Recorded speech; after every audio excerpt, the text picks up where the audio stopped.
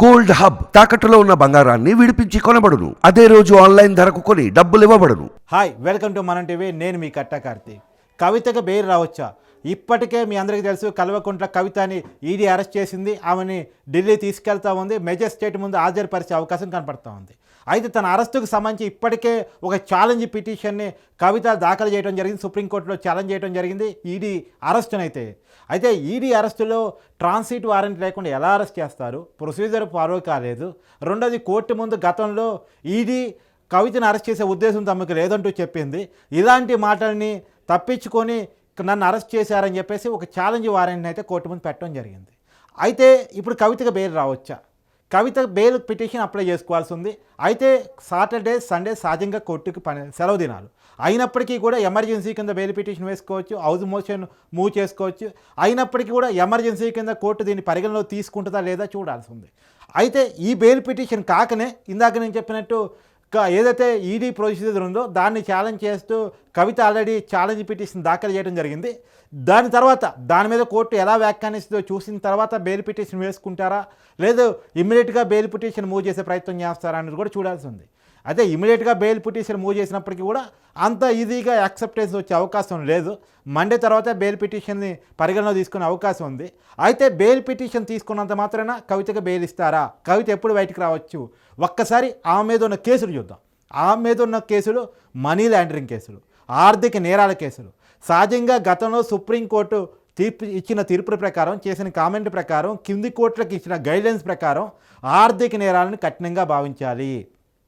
ప్రజాప్రతినిధిగా ఉన్నోళ్ళు, రాజకీయ పార్టీ నాయకులుగా ఉన్నోళ్ళు, ప్రజాస్వామ్యాన్ని కాపాడాల్సిన వాళ్ళు, ప్రజలకి జవాబుదారీగా ఉండాల్సిన వాళ్ళు, ప్రజల ధనాన్ని లూటీ చేసే పద్ధతిని సుప్రీంకోర్టు చాలా తీవ్రంగా పరిగణించాలని చెప్పింది. ఆర్థిక నేరాల విషయంలో కఠినంగా ఉండాలి, శిక్షలు కఠినంగా ఉండాలి, అలానే తొందరగా తీర్పులు ఇవ్వాలని కూడా సుప్రీంకోర్టు కింది కోర్టులకి మార్గదర్శకాలు గతంలో జారీ చేసింది.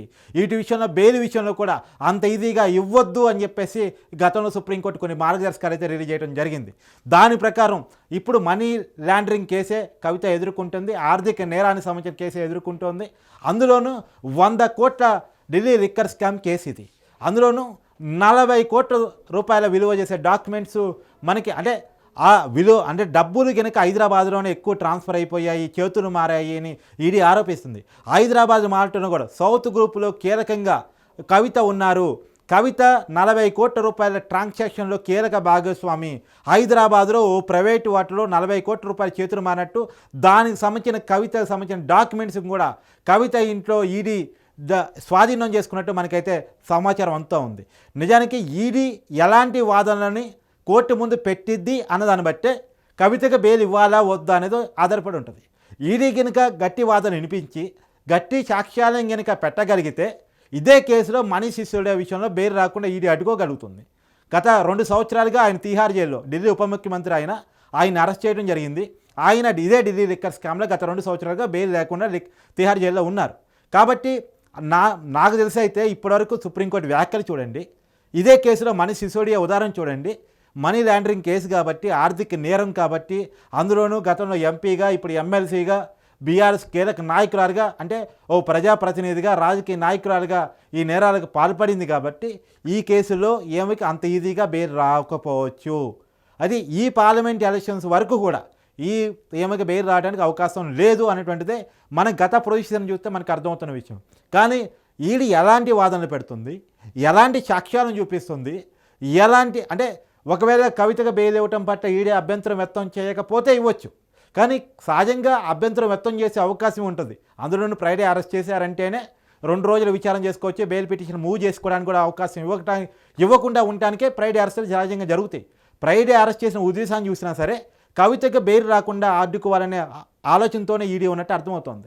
సహజంగా ఇన్ఫ్లుయెన్షియల్ పీపుల్ కేసును తారుమారు చేయగలిగి సాక్ష్యాలను తారుమారు చేయగలిగే వ్యక్తులకు అంత ఈజీగా బెయిల్ రాదు. కాబట్టి ఈ కేసు చాలా తీవ్రమైన కేసు, సాక్ష్యాలను తారుమారు చేసేగలిగినటువంటి పొజిషన్లో కవిత ఉన్నారు కాబట్టి, ఇప్పటికే ప్రజాప్రతినిధిగా ఉన్నారు కాబట్టి ఆమెకు అంత ఈజీగా బెయిల్ దక్కే అవకాశం లేదు.